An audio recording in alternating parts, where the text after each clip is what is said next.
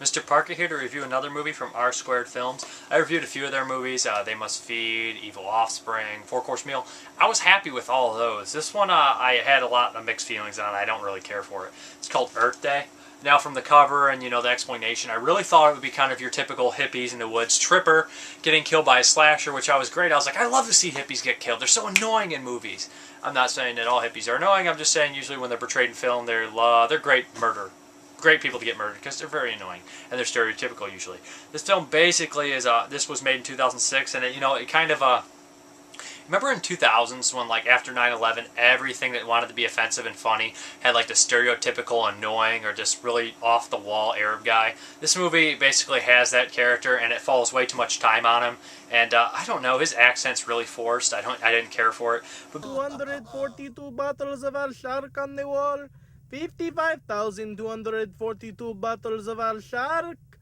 You take one down, you pass it around, but drink quickly because it is strictly controlled by the Pakistani government. 55,241 bottles of Al-Shark on the wall.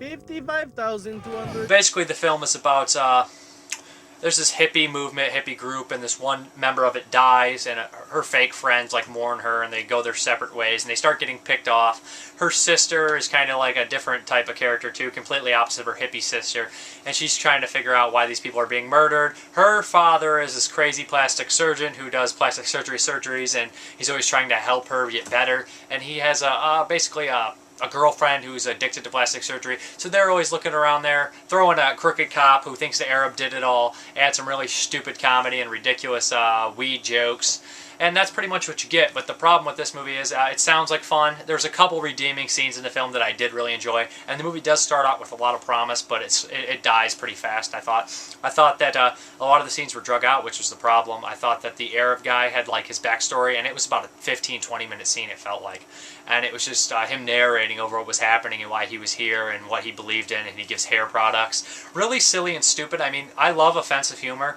but when it stops being funny, it just becomes embarrassing sometimes, and I felt that was a little bit of the problem. I mean, I just didn't care for it at all. I did say there was a genital mutilation scene in here. A guy gets his penis chopped off. It's a lot of trauma, special effects. Some girl's head gets ran over. Those scenes are great. Some of the murders are fun. Some of the murders are not that fun. Some of the murders are very creative. But get lost, fuckers.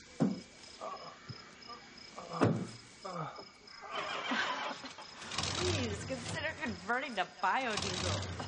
Pixie! Pixie! Babe, you up there?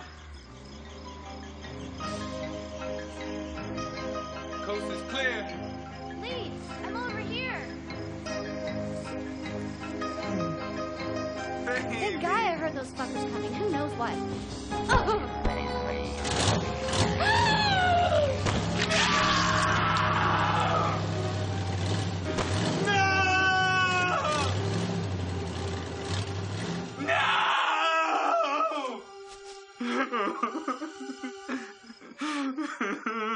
Somebody fucking do something.